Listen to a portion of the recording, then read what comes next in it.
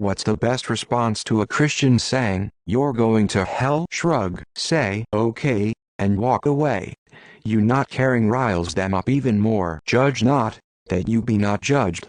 For with the judgment you pronounce you will be judged, and with the measure you use it will be measured to you. Why do you see the speck that is in your brother's eye, but do not notice the log that is in your own eye? Matthew 7:1-3. See you there then. It makes Jesus sad when you say that. Yeah, well, that's just like, your opinion man. Aren't we all already here? The Australian thing to say is, get fucked cunt. And you think that's gonna be worse for me than standing here right now and talking to you? How, exactly? I thought God is the only judge of our soul? Who are you to take his place? It's better to attack them using their own teachings and beliefs that contradict their statement. Where? Act like you've never heard of it. Concede none of the authority or credibility they are used to having. What do you mean? After I die? How can I go somewhere after I die? I'll be dead? My what? Do you see these souls often, friend? Is one in the room right now? According to your God, so are you for doing his job and judging. Live a good life.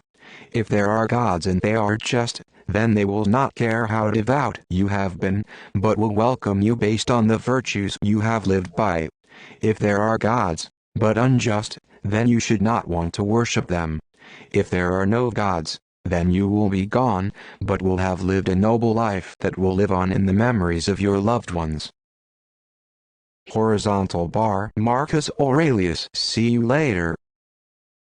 A skater boy dropped this one on holy rollers in college. The rest of us thought it was absolutely brilliant. I'll save you a seat. Stare at them blankly and don't hide your confusion. Don't say anything. Let them talk. They will keep talking, and the more they talk, the more uncomfortable they will make themselves. If they ask you any direct questions, don't answer them. Just keep looking more and more puzzled. At the very most, shrug in total confusion. Do your best quizzical dog impression. They will give up and walk away, and regardless of how they try to seem outwardly, they will feel defeated, and question whether being an enormous asshole is worth it. It may not last once they get back into their bubble of people who think that's a great way to act, but realistically, it's the only way to fight back. The minute you engage with them at all, you lose.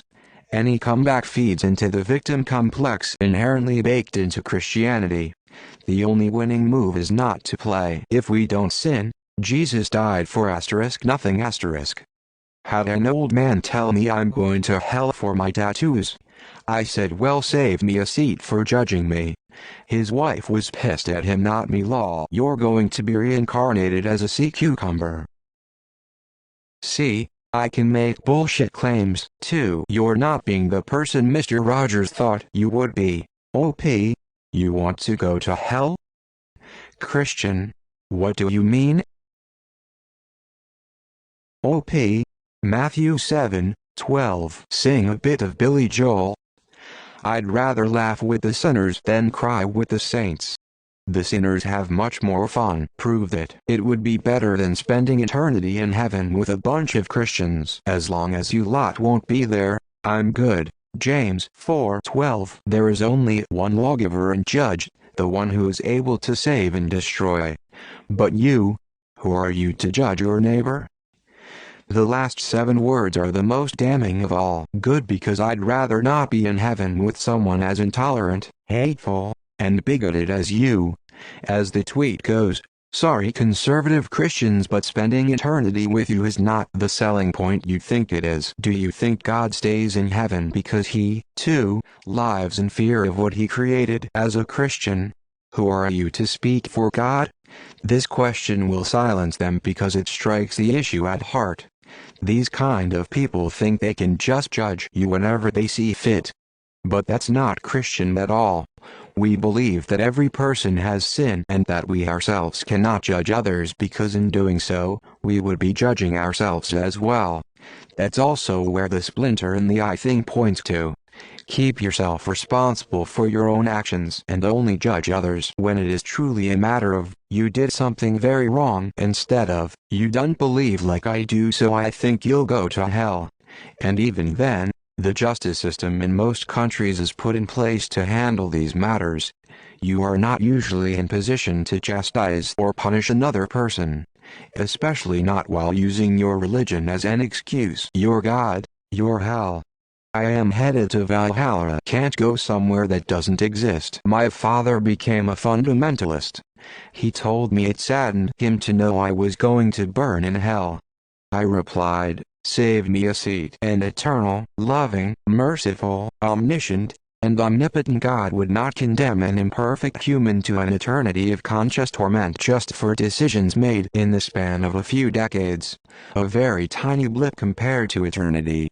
If God does, that is not a God I want to serve. My life became more joyful when I abandoned the doctrine of hell. If hell is a real place, I'd rather burn there than worship the monster that created it. Gonna be one hell of a party. I used to just tell people I didn't believe in hell and it would just blow their mind. They seemed to think even though I didn't believe in God, I must believe in hell. Now, I would probably just say, okay, BC, it's not worth my time to do much else. It's more of a counterpart religion, but when someone says this in my novel, a character replies, I tried to go. They barred the gates and hid from me. How Jesus of you. Source. Used to train people to do street missions. This was one of the first things we taught them ***, not *** to say.